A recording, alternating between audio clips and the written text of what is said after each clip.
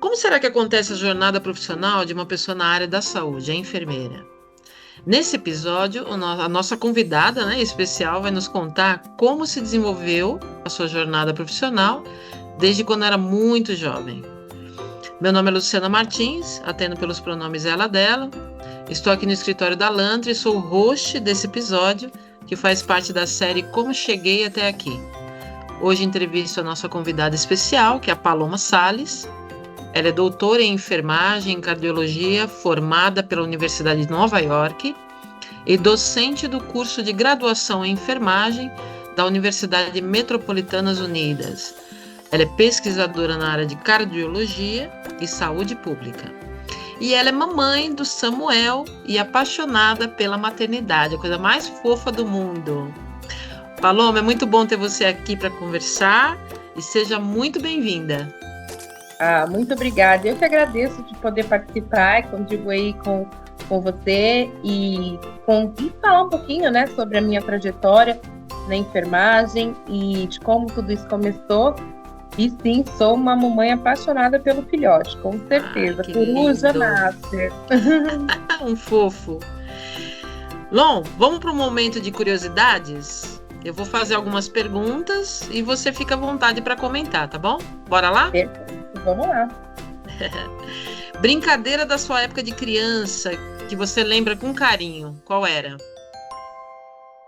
Eu tenho algumas, porque eu peguei aquela fase onde as crianças mais brincavam na rua, com a criançada da comunidade, mas algumas brincadeiras que que eu me recordo com carinho seria a pula-corda, né? Amarelinha, brincadeiras que a gente nem vê tantas nossas crianças fazendo, mas que me trazem muita nostalgia. E nós reuníamos a turma da rua, né, os filhos de todas as vizinhas, e a gente brincava muito a tarde toda com esse tipo de brincadeira. Uma brincadeira mais anos 90, né, uma coisa bem, bem nostálgica mesmo. Acho que pular corda e amarelinha. Ótimo, também adorava. Eu também adorava queimada e jogar vôlei na rua. Nossa, como eu gostava. Muito bom, né? Queimada era muito bom também, muito forte. Muito bom. Um sonho na sua adolescência? Eu, por incrível que pareça, eu queria ser cantora. Eu falava que ia ser cantora, e aí depois, eu fui para a Universidade de Música, né? A ULM, a Universidade Livre de Música, fiz canto coral, tentei aprender a tocar flauta, e com 14 anos eu falei que não era mais isso que eu queria na minha vida. Que assim, a disciplina de aprender as notas musicais e o canto e aquela coisa toda já começou sei lá, não, comecei a perder o interesse, e aí faltava muito, falei, eu acho que isso realmente não é para mim. Aí eu saí do curso de música, mas a minha irmã continuou, formou em violino, né? Mas eu fiz uma tentativa, mas não vi que Não não era rolou, isso. né, não? Vai ver, sua missão era outra, né? Que a gente vai falar daqui Sim, a pouquinho aí. total. E uma matéria da época de escola que você gostava e que te ajudou, de certa forma, na escolha profissional? Português. Eu sempre fui Português? muito fã de português. E era muito bom escrever redações. Eu sou da época de um ensino em que, desde o meu primário, a professora fazia com que nós treinássemos a habilidade da escrita. Então, a gente fazia muita caligrafia, eram cadernos e cadernos de caligrafia, para a letrinha ficar bonitinha. E como eu sempre tive uma paixão pela leitura, eu gostava muito de ler, o meu vocabulário era muito rico, então isso me ajudava muito na disciplina de português na escola. Então, teve até um concurso que eu venci entre todas as escolas públicas do estado de São Paulo, e o concurso era, a gente precisava escrever uma frase que representasse o nosso patriotismo ao Brasil, e não sei por que cargas d'água, minha frase ganhou da escola inteira, e aí ela foi selecionada para competir com as frases das outras escolas públicas e o aluno que ganhasse o tal do concurso iria conhecer o presidente pessoalmente, que na época era o Fernando Henrique Cardoso. E aí eu só sei que eu não devo ter ganho, né? Porque eu nunca conheci o presidente, mas a minha frase ganhou da escola toda, dos 3 períodos, manhã, tarde e noite, e de todas as séries. Então eu fiquei me sentindo, né? Ai, meu Deus, a nerd, nem gostava, né? Mas, mas foi um momento assim que eu tenho na memória, que é bem gratificante. Eu sempre gostei muito de português. Ai, que bom. Gostava muito de ler e de escrever também. Uhum. E você sempre teve boa memória? Quando era mais jovem, sim. Hoje, não. Hoje, minha memória é pior que a de peixe. Dura nem 3 minutos. Sério, Lembro muito Lon? da às vezes. É, menina, porque assim, hoje a nossa vida é muito imediatista, é muito informação vem muito rápido, você tem que reter muita coisa ao mesmo tempo. Então, a gente não consegue administrar tudo isso. E falando assim, do ponto de vista da saúde, principalmente pós-Covid, eu creio que eu fiquei com algum tipo de sequela da Covid que eu tive, né? Que hoje a ciência respalda isso como um tipo de pós-Covid, sintoma pós-Covid, que é a perda da memória. Então, a minha memória ela começou a falhar mais depois da minha experiência com Covid. Então, É eu que falo que hoje eu tenho interessante, né, memória de Lon? peixe. Sim. É, Porque para você ter estudado, praticamente você é uma autodidata. Você aprendeu inglês e se tornou fluente no inglês praticamente sozinha, né? isso. Tem que ter boa memória, poxa. É. E também os doutorados você fez, mestrado, tem que ter boa memória, gatinha. Então, você realmente, o Covid pode ter influenciado, sim. Sim, Verdade. o nosso mundo não é mais o mesmo depois da Covid, né? A gente pode falar isso. Mas sim, quando era mais nova, eu creio que a minha memória era um pouco melhor do que a que hoje, com É, certeza. legal. Ô, Lon, e quando você começou a se interessar pelo universo da saúde, qual que foi a inspiração, né? Como que começou tudo isso? Então, quando eu tinha lá pelos meus 17 anos, naquele momento da vida de falar, me fiz essa pergunta várias vezes, eu falei, gente, eu preciso escolher uma carreira que eu vou seguir para o resto da minha vida, né? Porque não é só uma profissão, é uma carreira. Ela vai definir toda a minha trajetória de vida. E eu tinha muita ansiedade na época em relação a isso. E aí, para me ajudar na escolha do vestibular, quando chegou na minha época de prestar vestibular, eu fiz diversos testes vocacionais. E nos testes vocacionais sempre apareceu que o meu universo era na área de ciências biológicas, sempre para a área de biológicas. E eu sempre gostei muito de biologia, tanto do português como da biologia também. Eu era muito boa no campo da biologia. Sempre fui muito. Tenho um perfil de cientista, assim, eu sempre quis descobrir novas coisas desde criança. Quando criança, eu pegava, sei lá, uma caixa de sapato, uma caixinha de fósforo, um rolo de papel higiênico e montava um equipamento diferente. Eu falava para os meus pais que eu estava fazendo uma experiência. Então, eu sempre quis e gostava de fazer experiências. E eram maquetes, eram coisas assim, artesanais que a gente montava, que eu montava em casa. E eu sempre tive essa pegada mais científica, mais curiosa mesmo, né? De querer saber, de querer observar um evento, um experimento, enfim. E aí, nos testes vocacionais, sempre aparecia biológicos, biológicos, biológicos. Então, eu entendi que meu futuro seria em qualquer curso da área de biológica. E aí, eu pensava em veterinária. Eu sempre fui apaixonada por animais também. Desde pequena é uma outra paixão muito forte em mim. Sempre tive muitos animais. Então, eu achava que queria ser médica veterinária. E prestei a USP para medicina veterinária. Só que na seleção da USP, eu passei na primeira fase, na segunda fase, que era uma fase mais específica, que realmente selecionava os alunos para entrar, Eu não fiz cursinho, eu fui direto. Falei, não vou perder tempo estudando para cursinho, não. Eu já estudei muito na minha vida. Sempre fui ótima aluna, vou que vou. E aí, na seleção da FUVEST, de 2003, eu não fui aprovada no corte por 1,5 pontos, assim. Acho que a menina da frente entrou na última vaga e eu fiquei. Isso me deixou muito chateada. E aí eu falei, pronto, não vou ser a médica veterinária que eu queria, que eu sonhei. Então, a minha mãe sempre quis ter uma filha enfermeira e ela começava a pipocar na minha cabeça.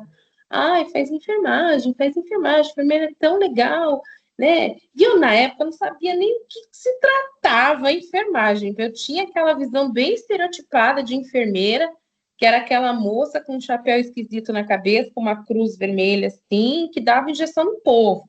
Era isso que eu achava que enfermeira fazia, dar injeção na galera e pedir silêncio nos quartos, né? E aí eu falei, enfermagem, né? Nunca me imaginei enfermeira, nem pensava sobre isso. Inclusive, eu tinha até um preconceito com a enfermagem. Eu falava, imagina que eu vou ficar cuidando de pessoas.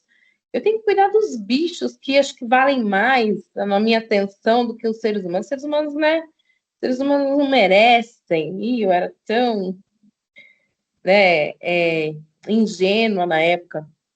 E aí a minha mãe falou, mas tenta, né? Você não passou e tal. Aí eu falei, bom, mas se você quiser que eu faça enfermagem, você vai lá, faz minha inscrição na faculdade lá, que eu vou lá fazer só a prova do vestibular. E foi assim, isso que ela fez. Ela fez a inscrição por mim, eu nem fiquei sabendo.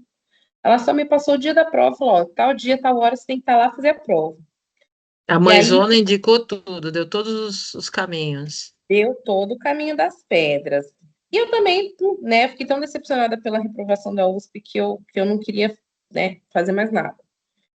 E aí eu Entendi. falei, tá bom, eu vou lá, faço a prova, vamos ver o que que dá. Chegou lá, fiz a prova assim, sem muita atenção também, porque eu estava tão decepcionada ainda com o luto da USP, e a gente tem aquela coisa, ideia, né, idealizada de USP, porque a USP, porque a universidade pública é melhor, o ensino é melhor, e a gente vê depois que não é bem assim, né? Depois do amadurecimento, isso muda bastante. Quem faz a universidade é o aluno, né? Então, se você é um aluno dedicado, se você é um aluno que sabe o que quer e se empenha na educação, é o teu conhecimento científico, é o teu conhecimento, o teu aprendizado que vai te levar onde você quer chegar.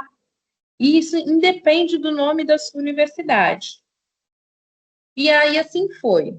E aí, fiz o vestibular, passei, porque é uma universidade privada, não tinha muitos critérios. Então, passei e entrei na enfermagem. Mas entrei aquela menina bem, assim, vamos dizer, revoltada com a carreira que escolheu, porque não era bem aquilo que eu queria, ou eu imaginava que eu não queria. E aí, tanto que a minha orientadora acadêmica da universidade, ela falava para mim, né? Isso no último ano de faculdade, ela falou para mim, falou, quando eu te conheci, que ela me deu aula no primeiro semestre, ela falou assim, eu achava que você não ia durar 30 dias no curso, que você ia trancar e ir embora da faculdade. De Uhum. tão rebelde que você estava em relação à área. Você realmente não queria estar ali. E foi mesmo um construir e um trabalhar na minha cabeça de construção de paradigma, porque eu imaginava a enfermeira aquela pessoa estereotipada que dava injeção nas pessoas. E aí, com o passar do tempo na universidade, eu fui vendo que não é bem isso, que a enfermagem ela é muito ampla, ela tem muitas áreas, ela ganhou muito espaço, reconhecimento, valorização. Hoje, recentemente, nós conquistamos um piso salarial, né? Então, isso são conquistas e que Uhum. nós, como enfermeiros, somos legados do cuidado e da construção científica de mulheres muito fortes do passado, Com começando por certeza. Florence Nightingale, né? Uhum. Eu sou o legado de Florence Nightingale, eu sou o legado de Ana Neri, eu sou o legado de tantas outras enfermeiras que vieram no passado, mulheres muito fortes, à frente do seu tempo, que construíram uma profissão que hoje é científica, não é uma profissão, né? Você vai lá e só executa alguma coisa. Precisa Sim. ter raciocínio clínico, precisa ter tomada de decisão. Você gerencia uma equipe, você é líder de pessoas. Então, isso eu fui aprendendo ao longo da universidade. Isso Já impacta em vidas, né, Elon? isso salva vidas, né? Salva E vidas, sim. salva vidas, e isso muda tudo, né? Na história de alguém que é parente de alguém, que é filho de alguém, que é o amor da vida de alguém. Então, essa profissão ela é muito honrada. E aí eu fui descobrindo tudo isso. No segundo ano da universidade, foi quando eu fiz as pazes com a enfermagem e falei assim, não, realmente, eu encontrei meu lugar. É aqui que eu tenho que ficar, é aqui, é isso que eu quero ser da minha vida, é isso que eu quero fazer o resto da minha vida, e eu vou até o final. Você foi Eu não pegando parei. amor pela profissão, né, Lon? Ô, Lon, e conta um pouquinho para nós, como é que você conseguiu é, ir para os Estados Unidos e se tornar uma especialista no assunto, em cardiologia, né, especialmente? Conta para nós rapidamente, assim, por favor, como é que foi essa trajetória? Isso aconteceu durante a graduação, né? Durante a graduação em enfermagem, na minha universidade, eu sempre fui aquela aluna extremamente dedicada e tudo que rolava de evento científico na universidade eu queria participar, eu queria estar dentro. Então, logo eu comecei a me envolver com a monitoria da universidade na área de anatomia e biofísica, e depois eu entrei no grupo de pesquisa dos professores da universidade na área de cardiologia, e aí foi quando eu conheci a cardio. E aí a minha orientadora acadêmica, que também é enfermeira cardiologista, meio que começou a me envolver nesse mundo da cardiologia, desenvolvi um projeto de iniciação científica que foi financiado pela FAPESP, né, pela Fundação de Amparo à Pesquisa de São Paulo. O mesmo projeto também ganhou outra bolsa dentro da universidade, que é a bolsa PIBIC, que a gente chama. E saindo da universidade, quando eu me formei, já tendo todo esse conhecimento científico de como construir um projeto de pesquisa, já tinha uma publicação do meu projeto de pesquisa, nós pesquisamos aí idosos hipertensos na região da Lapa, né, na época, no meu projeto de iniciação científica da graduação. Eu saindo da universidade, eu sentia que eu não queria fazer especialização, eu queria pular direto para o mestrado. E aí eu já me sentia preparada cientificamente para fazer um mestrado, e não necessariamente a etapa da pós-graduação, que é uma etapa importante que te prepara cientificamente para a construção de projetos de pesquisa que te leva até um mestrado. Mas eu já fui da graduação direta para o mestrado. Entrei no programa de mestrado da Universidade Estadual de Pernambuco, lá no Recife, né? Ao mesmo tempo que eu fazia graduação em teologia no Seminário Teológico Batista do Norte do Brasil. Então, eu fazia o seminário, era seminarista e era mestranda em enfermagem e em cardiologia lá na Universidade Estadual de Pernambuco. E com foco sempre em atenção primária, saúde da família, promoção da saúde, né? E aí, o que aconteceu? Quando eu estava no mestrado, eu procurava, eu já pensava no meu próximo passo, que seria o doutorado. Contudo, eu pensava que eu precisava ganhar mais conhecimento, e um conhecimento que não estava dentro do Brasil. Eu queria muito saber o que os pesquisadores internacionais faziam na área da cardiologia e que eu pudesse trazer de conhecimento para o Brasil, porque aqui nós somos, e até por uma questão da barreira da língua, né, onde o inglês ele ainda não é uma língua forte no Brasil, ele é limitado. Nós, cientificamente falando assim, em relação a pesquisas brasileiras, nós vivemos muito dentro da nossa bolha, do nosso universo aqui. A gente compartilha dados científicos em português com brasileiros, e é só entre nós, é só entre nós. Eu falava, não, eu quero muito saber o que, que eles fazem lá fora para poder trazer esse conhecimento para o Brasil, para fortalecer para fortalecer a enfermagem brasileira, cientificamente. E eu pensava sempre muito nisso. E isso foi o foco. E aí eu falava lá no programa de mestrado, né? Eu falava assim, gente, eu quero fazer doutorado fora do Brasil, eu quero fazer doutorado nos Estados Unidos. Aí as pessoas olhavam para mim assim, a própria, né, reitora do programa de mestrado falava assim, ah, tá, vai muito, Paloma, aham, sei. Eu falava, mas eu quero, professora Fátima.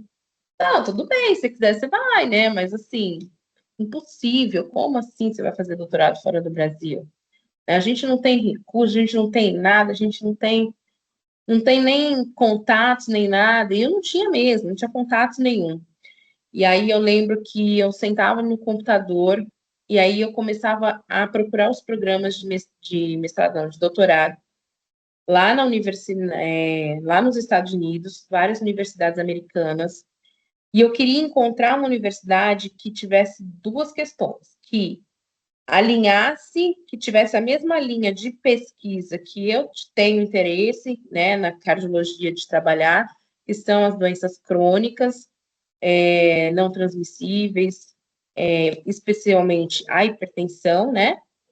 Então, algum programa que tivesse essa linha de trabalhar com a enfermagem e cardiologia voltada para hipertensão, diabetes, né, doenças crônicas não transmissíveis, e que fosse num estado americano que eu sei que eu daria conta de viver. Foi essa meu pensamento. Eu falava assim, eu preciso ir para um estado americano que seja semelhante ao universo que eu tenho aqui no Brasil, clima, né, culturalmente falando também, que seja semelhante ao que a gente vive aqui no Brasil, uma coisa mais urbana e tal. E aí foi quando primeiro Nova York pintou na minha cabeça. Falei assim, acho que eu me daria muito bem em Nova York, porque Nova York é assim, é muito similar à vida urbana a São Paulo. Então acho que também dá para eu viver lá. E aí dentro de Nova York eu fui buscar os programas de doutorado que se alinhassem à minha linha de pesquisa, né?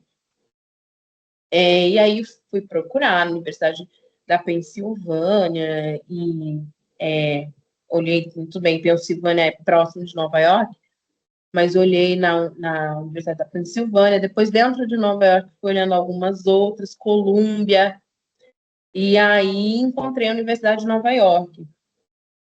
E na época eu não sabia que a Universidade de Nova York era a melhor universidade americana na área da enfermagem. Isso eu não tinha esse conhecimento. Eu só entrei no site do programa deles e comecei a olhar linhas de pesquisa, os professores que trabalham com tais linhas de pesquisa.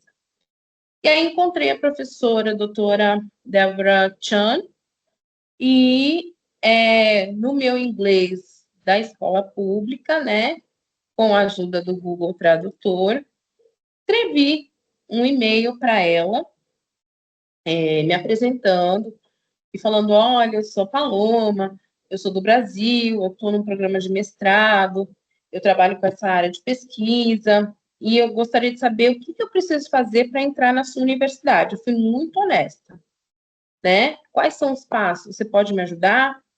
Né? E assim, sem intenção nenhuma de que fosse receber qualquer tipo de resposta.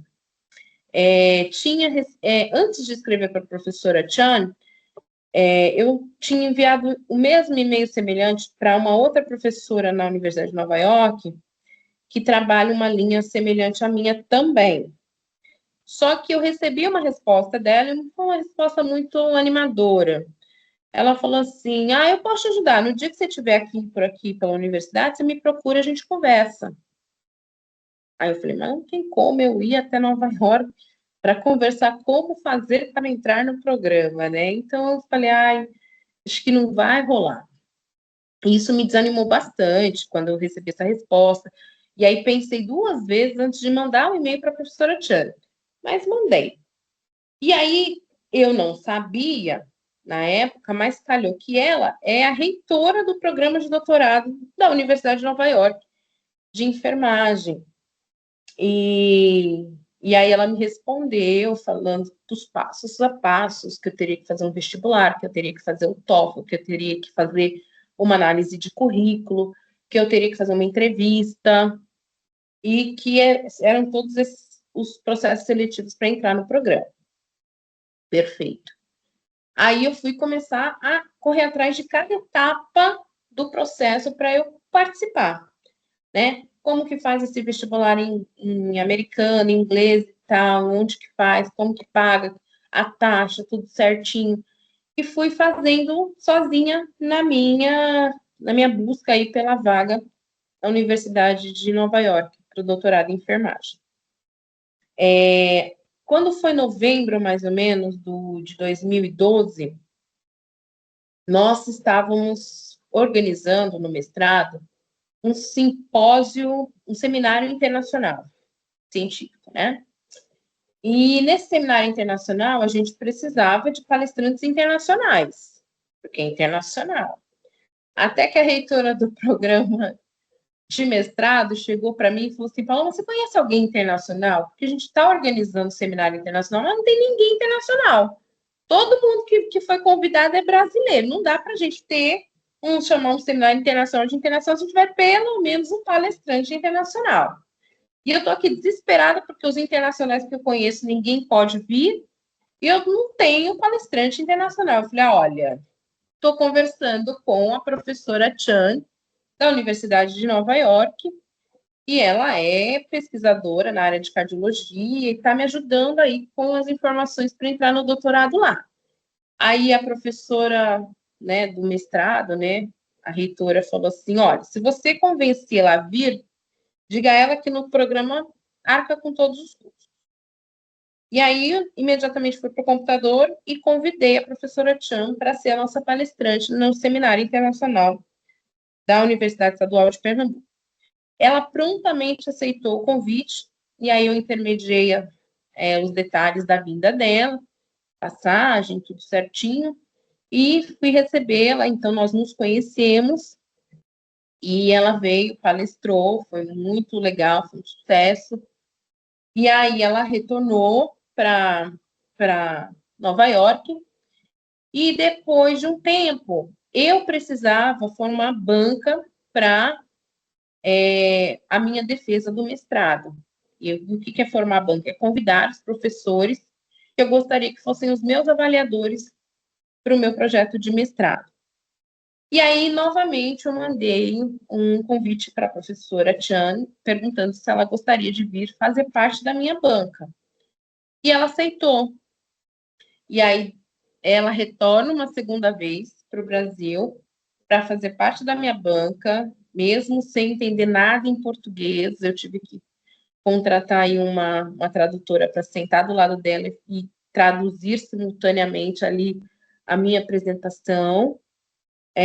Mas ela veio, me avaliou meu trabalho, viu que realmente eu tinha um conhecimento de condução de projeto de pesquisa, que eu já tinha ali um conhecimento diferenciado, e ela falou assim que me ajudaria nos processos para a entrada na Universidade de Nova York, mas assim, não me ajudar no sentido de facilitar, me ajudar no que for necessário, preciso, para que eu concorra junto com os demais candidatos. Então, ali eu já fiquei muito feliz, porque eu teria uma chance de entrar no programa de doutorado. É uma chance, é uma possibilidade, não era uma certeza. Ela não facilitou em nada a minha entrada, ela só me deu as informações que eu precisava para fazer a prova. Eu fiz a prova, eu fiz a entrevista, fiz análise de currículo, como todos os outros candidatos, Olha de que forma incrível, muito né, Lon? justa. E assim, a gente percebe que você em nenhum momento, lógico que às vezes você ficou assim um pouco, né, é, sem esperança, um pouco chateada com algumas situações, mas você foi persistente, né, e acreditou que era o relacionamento ele ia te ajudar de alguma maneira, né, quando chegar onde você queria. E aí, aproveitando esse gancho dessa historinha que você nos contou, incrível, essa história maravilhosa. Quais são o conselho que você daria para os jovens que vão nos ouvir, né, que estão nos ouvindo nesse podcast, que conselho você daria para eles trilharem um caminho ou igual ou parecido com o seu, ou tem esse sonho de seguir a enfermagem? Que conselho você daria? Olha, é uma coisa que eu sempre falo para os meus alunos: não há limites para você chegar onde você quer chegar. O não você já tem. O que você precisa fazer é passar pelo processo, é tentar, é ter a experiência, até para descobrir que aquilo não era para você, como aconteceu comigo com a música, né? E Sim. nada é perdido. Porque o tempo vai passar do mesmo jeito, você tentando ou você não tentando, o tempo vai Uhum. passar. Então você precisa seguir em frente e assim, não tem limites. Nós nos colocamos muito limites, né? A nossa cabeça é a nossa pior inimiga. A gente fica, mas não vai dar certo. Mas e se der errado? Mas e se... E assim, por que a gente está sofrendo por coisas que ainda não aconteceram, né? Então você não pode se limitar. Não, você já tem, você tem que lutar para ir atrás do sim. Eu não tinha nenhuma pretensão. E eu falava, quando eu falava que eu queria ir para Nova York fazer doutorado, eu sabia que era praticamente impossível. Eu fui aceita no programa, e 6 meses depois eu fui aceita no programa de doutorado de Nova York, fiz todas as etapas do processo, passei, e aí a professora Chan me mandou um e-mail falando assim, ó, arruma suas malas porque você entrou no programa. E eu tinha entrado na melhor universidade americana de enfermagem, no programa de doutorado deles, com o meu inglês de escola pública, porque eu não falava, né, quase nada de inglês, eu não tinha fluência, nunca fiz um curso de inglês para aprender inglês, então era um inglês assim, bem que eu pensava para traduzir, para falar.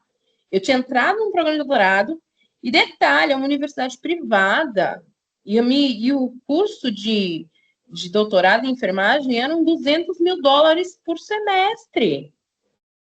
E eu não tinha nem R$ 50 na minha conta. Você entende? E foi atrás, hein, Lon? E aí eu falava assim, meu, entrei, e aí? Não tinha como pagar. Né? Eu falava assim, meu Deus, mas nem se eu vender a casa dos meus pais e o carro junto, eu não tenho nem metade do valor desse para pagar uma universidade dessa. E eles não querem saber, eles só te aceitam. Aí você tem que se virar com o financeiro para pagar. Sim. Aí foi quando eu fui para o governo federal, né? Falei com o pessoal do governo federal, falei, escuta, passei, e aí? A Constituição me dá direito à educação, agora vocês se virem aqui com Me ajuda a essa conta pagar. aqui. Se virem com a conta. Não, e aí, graças a Deus, foi num período que o governo federal lançou o programa Ciências Sem Fronteiras, e aí eu consegui solicitar a bolsa de doutorado pleno, que é quando você faz doutorado todo lá fora, e financiado pelo governo federal, né? E todo o meu estudo, ele foi financiado até o final pelo governo federal. Quando o presidente acabou com o programa, eu, graças a Deus, já estava de volta no Brasil, coletando dados da minha pesquisa.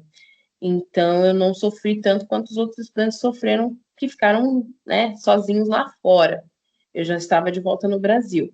Mas foi um período bem difícil. Mas a cada dificuldade a gente soube lidar, né?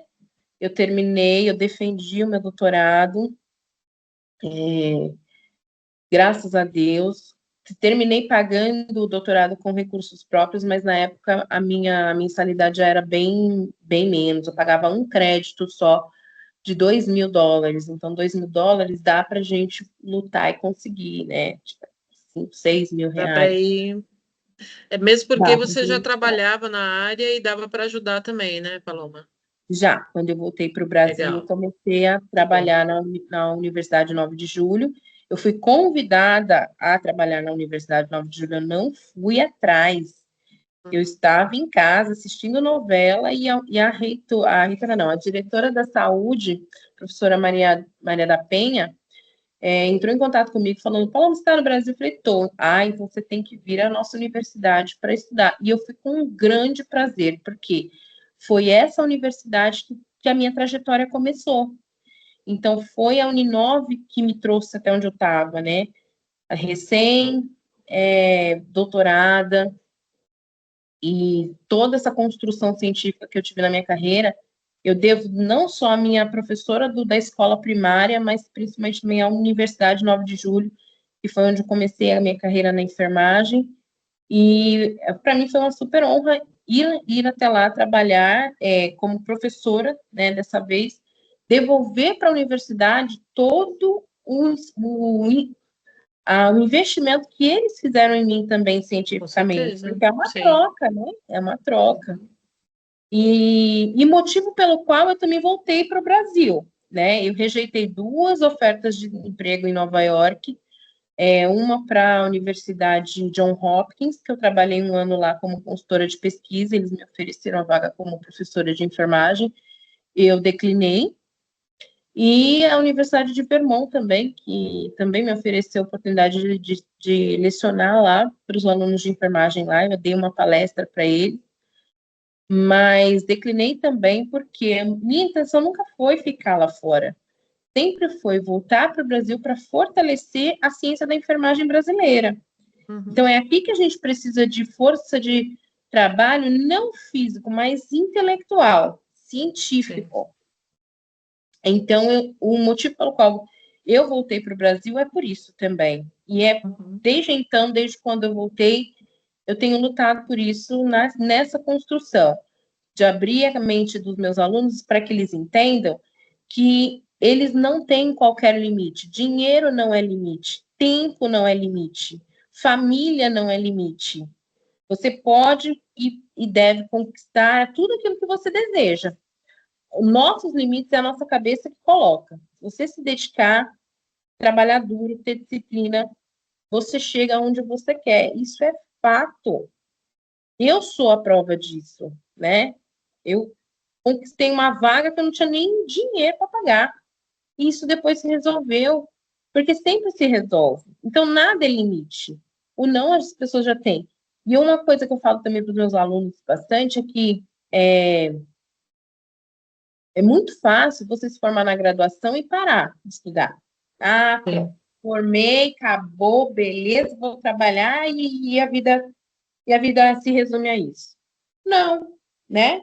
O difícil é você continuar estudando, fazendo uma pós-graduação, um mestrado, um doutorado, um pós-doutorado, enfim, o conhecimento ele é inesgotável, né? E a gente precisa sempre se atualizar, ainda mais para nós, enquanto enfermagem, que somos uma profissão científica, né? Que todo dia as coisas estão mudando. Você vive se atualizando, né, Lon? E assim, é bom reforçar para o pessoal que não existe só a enfermagem, por exemplo, na área de cardiologia. Tem outras dezenas de áreas dentro da enfermagem que a pessoa pode se especializar, né? Bastante, é um universo imenso, né? E cada um descobre aquilo que se identifica melhor, né? Eu falo que às vezes eu entro numa sala de aula e eu estou olhando ali para futuros enfermeiros obstetras, enfermeiros intensivistas, enfermeiros da saúde da criança, enfermeiros pediátricos, enfermeiros gerontólogos, enfim, né, que trabalham com os idosos. É um universo muito extenso, muito grande, né, e que precisa de profissionais que se dediquem à ciência, a trabalhar realmente baseado em evidência científica, né, e que mude realmente a cara da enfermagem, que garanta aí uma valorização da nossa área, um respeito à nossa área, que é preciso, né? Nós deveríamos ser muito mais respeitados e valorizados. Estamos conquistando o nosso espaço aos poucos, mas a gente precisa fazer diferença, né? Não dá mais para a gente ter essa enfermagem mecanicista que só faz. A gente também tem que pensar, refletir, criticar. Sim. Humanizar a profissão também, né, Lon? Humanizar, exatamente. Sim. E sermos aí, e honrarmos o legado a qual nós pertencemos, porque nós viemos de uma história de Sim. mulheres que lutaram muito, que foram muito fortes, e nós devemos honrá-las com a nossa profissão hoje, né? É isso. Perfeito. Bom, se o pessoal, os jovens que estão nos ouvindo, quiser contatar você, quais são os seus contatos? Se você tem algum canal, se você está aberta aí, que o pessoal pode te contatar para tirar dúvidas. Claro que pode, à vontade. O meu e-mail é paloma.sales@fnu.br. Quem quiser pode entrar em contato, que a gente tira dúvida, conversa, bate um papo bacana aí. Eu vou adorar também guiá-los, assim como eu fui guiada durante a minha trajetória. Ai, que legal. Bom, eu agradeço muito de coração as suas palavras. Tenho certeza que vai inspirar muita gente. Eles vão ter uma ideia fantástica de como é essa profissão linda, maravilhosa, respeitosa e essencial para a nossa vida, né? Então, estou muito agradecida. Obrigada mesmo. Obrigada a você, conta comigo para o que precisar também, tamo junta. Ai, que bom. Esse é mais um episódio da série Como Cheguei Até Aqui, mais uma série de entrevistas sensacionais para contribuir com o desenvolvimento dos nossos jovens. Acompanhe a Lantry nas redes sociais e no Spotify e até logo. Tchau, tchau, obrigada.